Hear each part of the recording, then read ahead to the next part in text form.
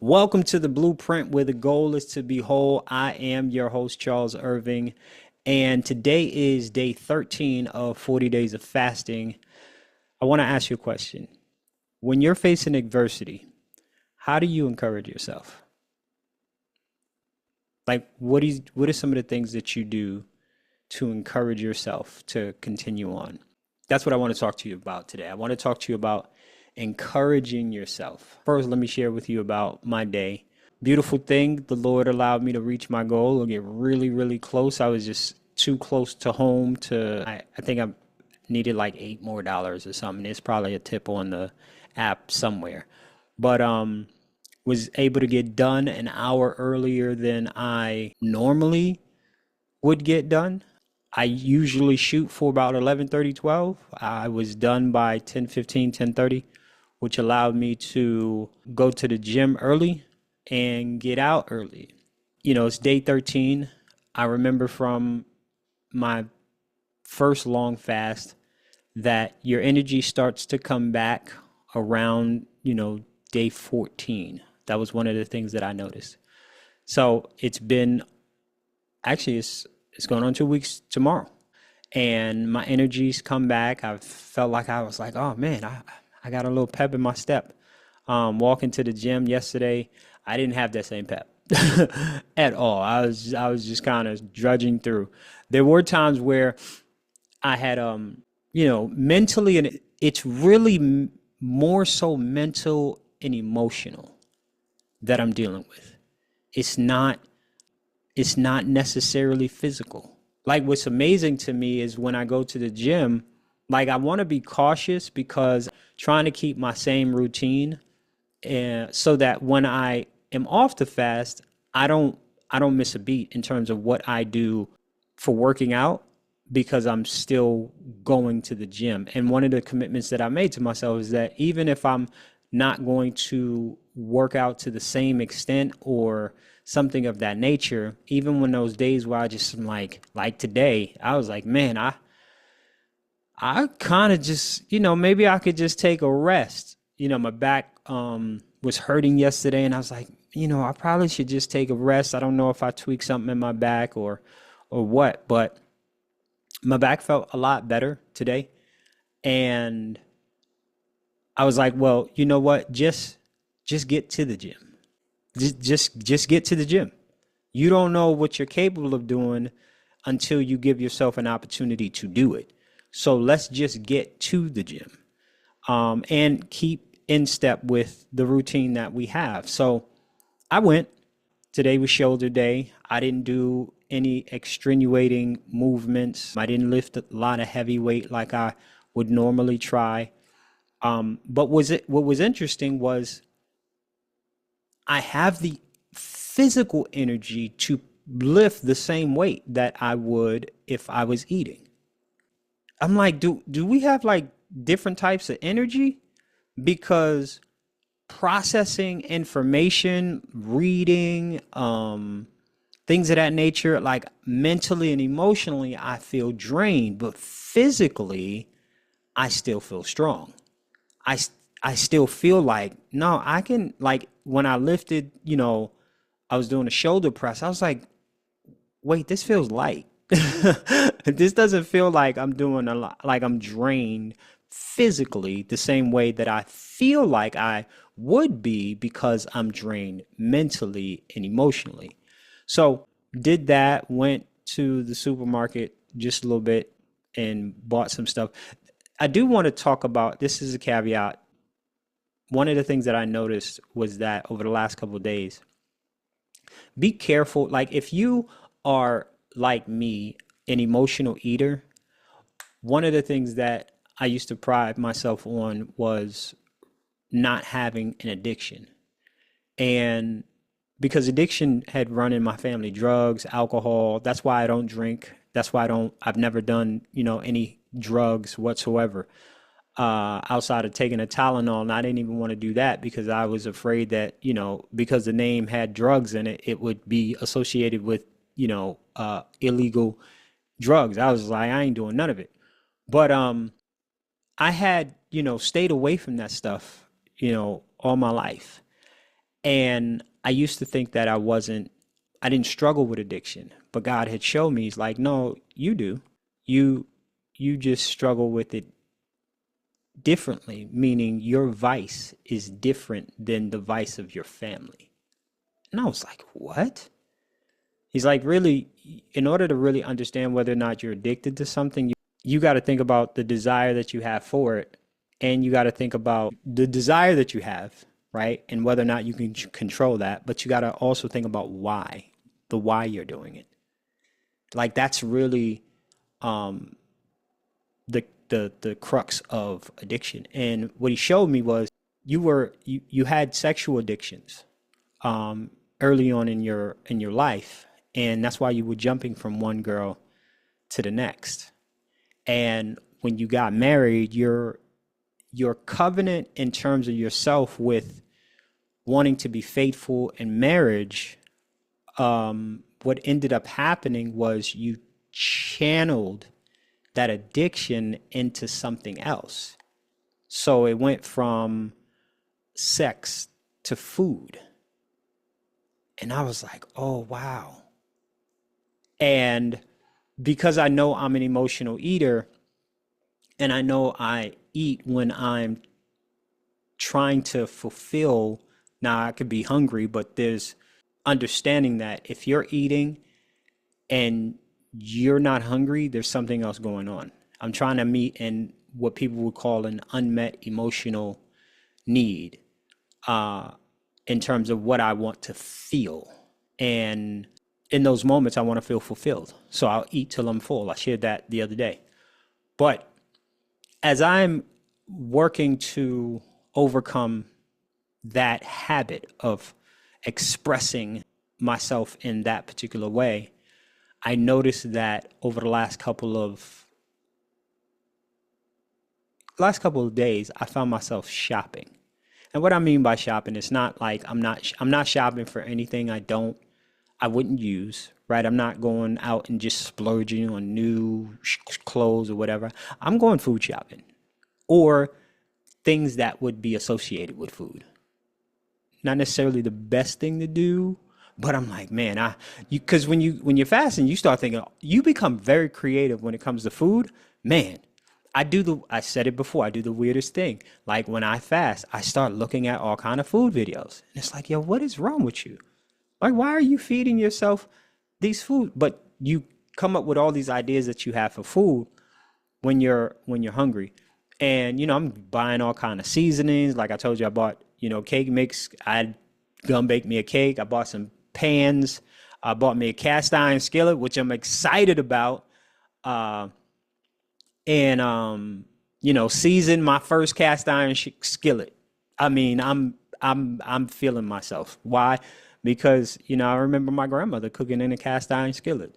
I remember, her making steak and peppers and all this, so there's some sentimental value to a cast iron skillet because it's associated with my grandmother who passed back in 2014.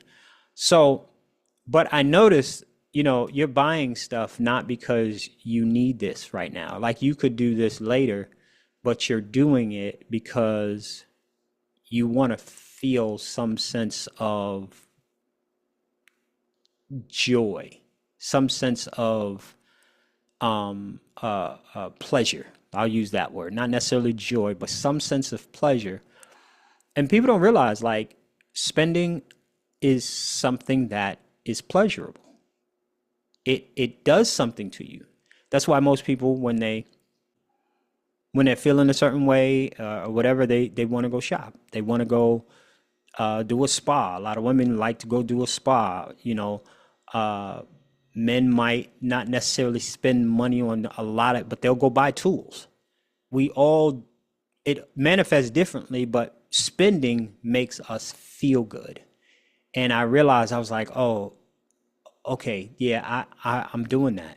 All right, Lord, I need some help. I need some help with this. So I'm going to monitor my spending, make sure that I'm not unnecessarily, I'm not feeding a new addiction because I don't necessarily spend money like that. That's not what I do. And even though they're small things, it's not about the amount, it's about the why. And you practice anything long enough, eventually it becomes a habit. So I'm gonna be monitoring that. But again, because of that, you start to feel a certain way, like, man, I'm just, I'm struggling. And for me, when I feel like I'm not doing what I can do to do the best I can, I I start to I start to beat myself up. There we go. That's it. I start to beat myself up, and because I noticed that I'm doing what I was doing, I'm participating in activity that's going to lead to another habit that I don't want, especially in finances. And I'm like, man, I'm struggling. I'm struggling with the food thing. I'm struggling with the just not being able to feel a sense of pleasure. I'm struggling with the fact that I get no gratification whatsoever out of this. And I came home, and again, I laid prostrate on my mat, and across my bed, and just thank God for, all the things that I could think of that He had done, just today, helping me reach my goal, giving me the strength to go through an exercise routine, helping me get home safe. Just as, and then just being good, just loving me in ways that I don't necessarily deserve. And and then just being able to lay there. So as I get up, I was like, you know what, I'm gonna watch the rest of this movie. I was put on Transporter 3, um, probably I think 2 days ago. And I was like, I'm gonna finish the rest of it, and then I'll, go through, do some other things. But the struggle that I was having, again, internally, it's an unconscious thing. I shouldn't have, or it's not even that I shouldn't have bought anything. It was the reason for why I was buying, and I didn't catch it soon enough. And you start to feel bad. And then all of a sudden I'm watching this show, and I'm thinking about all the stuff that I could do that I'm not doing. And it becomes this cycle where you start to, again, you're formulating, you're formulating the story again. Oh man, you're not putting forth the best effort you could. You're not. And it's just like I'm sitting there. Again, this is all internal. This is not an external thing. This is an internal struggle that I'm having in my own mind while I'm watching a movie, and it's running in the background, and I'm trying everything I can not to pay attention. I'm trying to do everything I can to just block it out of my mind and just stay focused on, watching the movie. And as I'm laying there with this struggle, one of the things that I want to say about struggle isn't a sign of weakness, it's a sign that you're working. I'm going to say that again. Struggle isn't a sign of weakness, it's a sign that you're working. When you're in the gym and you're lifting weights, they often talk about, going to failure. It's one of the places where we deem failure the thing to shoot for, which is interesting. I didn't even think about that until just now. But when you're at that place where you're lifting this weight and you're failing, your body's shaking, you're struggling to lift the weight. The only time you're not struggling is when you're not working. Think about that. The only time you're not struggling is when you're not progressing. You're not working towards something. You're not moving towards overcoming the adversity that's before you to achieve the goal, dream, or aspiration that you have. It's because you're not working. So if you're striving for something, I want you to know it's okay to struggle. In fact, struggle is a sign of the good work that you're doing. Struggling is not a sign of weakness. It's a sign that you're working. And when you are struggling with how you see yourself, if you are struggling with the fact that you're not in your own mind keeping your word to yourself, you're not perfect, you're not operating in, the doing the best that you can. The second thing I want to talk to you about is grace. Grace, grace. Say it with me. Grace. The beautiful thing about grace, as I was sitting on this couch, it's a recliner chair, I was leaning back, I got to a point where it was like, yo, give yourself some grace. And my mind shifted. It's like, oh, wait. Here's the thing about me. When I'm in a weak state, I have a tendency to operate as if I'm not weak when I'm in a weak state.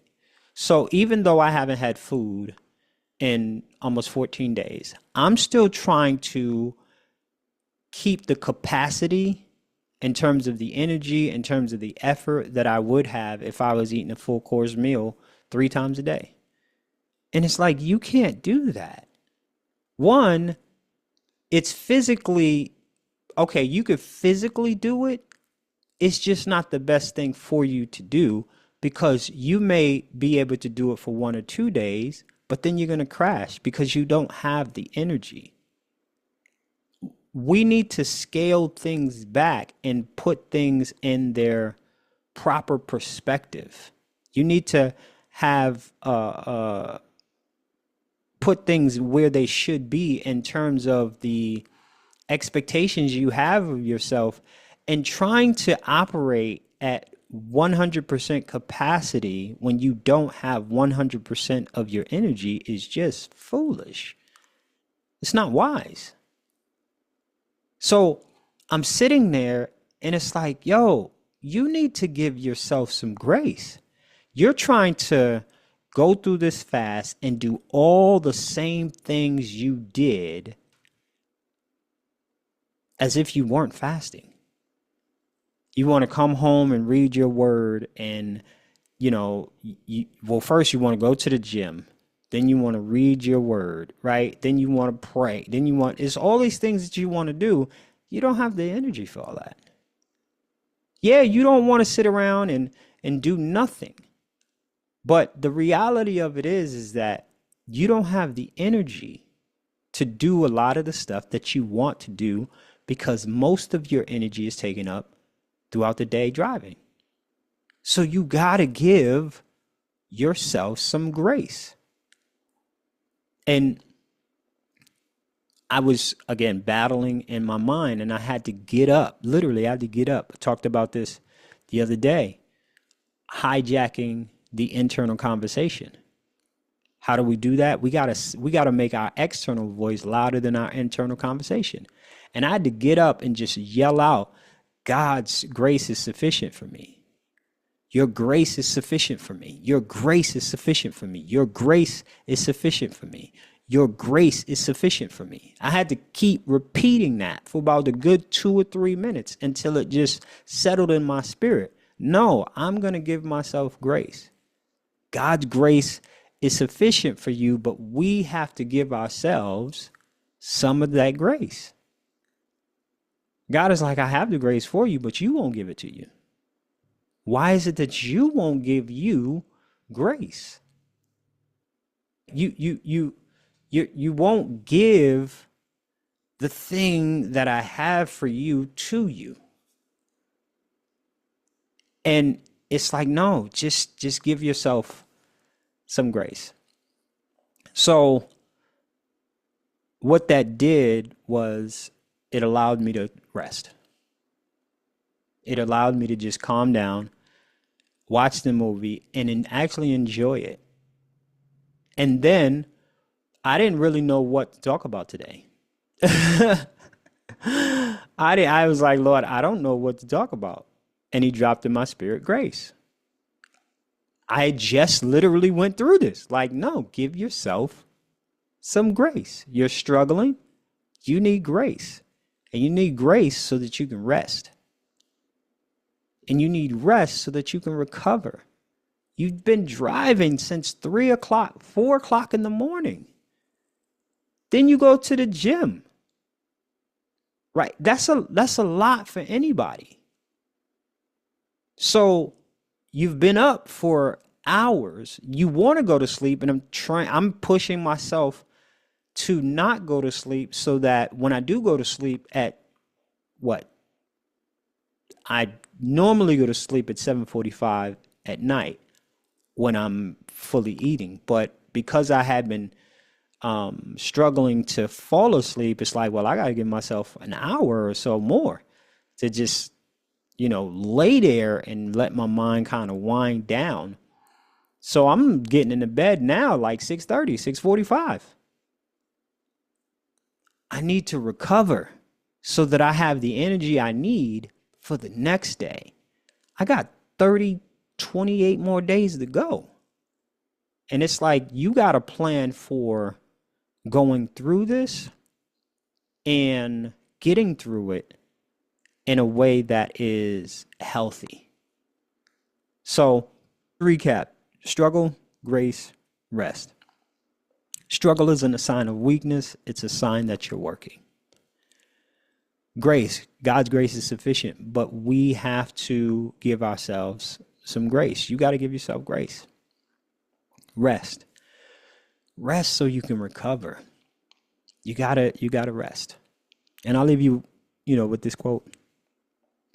The great thing about grace is that it isn't something you need to earn.